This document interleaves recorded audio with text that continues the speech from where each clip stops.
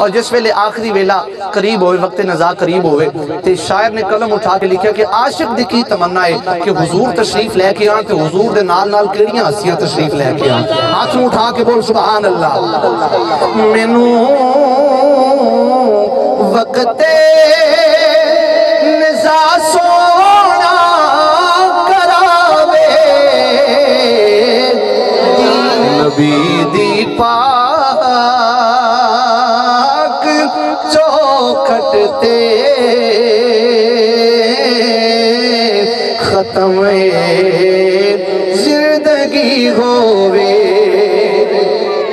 اور نظر جالی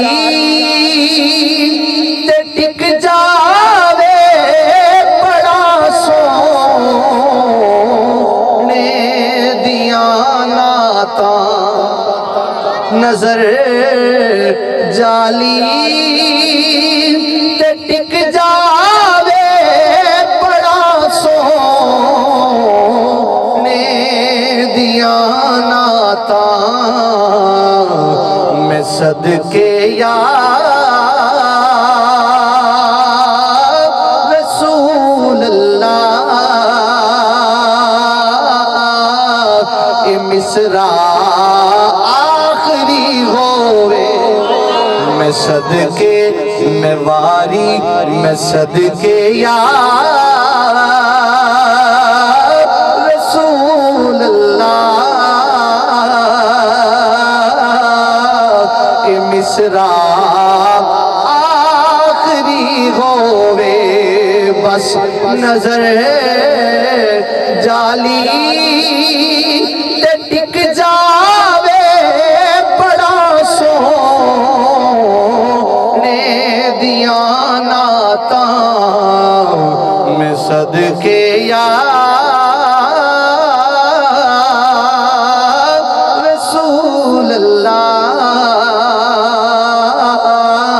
اے مصرع آخری ہووے۔ اور جس ویلے آخری ویلا قریب ہوئے، وقت نزا قریب ہوئے، تے شاعر نے قلم اٹھا کے لکھا کہ عاشق دی کی تمنا ہے کہ حضور تشریف لے کے آن، تے حضور دے نال نال کیڑیاں ہستیاں تشریف لے کے آن۔ ہاتھ اٹھا کے بول سبحان اللہ۔ مینوں وقت نزا سونا کراوے،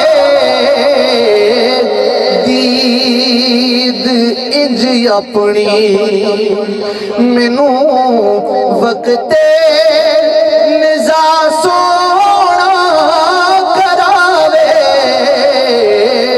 دید انج اپنی، سخی حسنین وی ہون، میرا مولا علی ہووے، سخی حسنین وی ہون، میرا مولا علی ہووے۔ اور آخری مقطع شاعر نے قلم اٹھا کے لکھیا اور واسطہ اس ہستی دا پایا، قبلہ استادی اس ہستی دا واسطہ پایا کہ سارے غلام، سارے نوکر، سارے غلام آقا علیہ السلام دی بارگاہ دے اندر حاضر ہو کے ای عرض کردے نے، آقا فدا کا امی بابی یا رسول اللہ، ساڑھے ماں باپ تواڈے تو قربان ہو جائیں۔ اچھا اچھا بولو ذرا سبحان اللہ۔ انشاءاللہ قبلہ استاد محترم دا خطاب ہوئے گا، ذرا جا کے بیٹھو، ذرا ہاتھ میں اٹھا کے بول سبحان اللہ۔ ہاں، ہر عاشق، ہر غلام حضور دی بارگاہ چ حاضر ہو کے عرض کردہ، سونیا ساڑھے ماں باپ تواڈے تو قربان ہو جان، تے قربان جاواں۔ اس شاعر نے قلم اٹھا کے شعر لکھیا، واسطہ اس ہستی دا پایا کہ جس ہستی دے بارے خود آقا علیہ السلام فرمان، اے فاطمہ تیرے تو میرے ماں باپ قربان ہو جان۔ یار ہون تے ہاتھ اٹھا کے بول سبحان اللہ۔ ایک باری پھر ذرا بول سبحان اللہ۔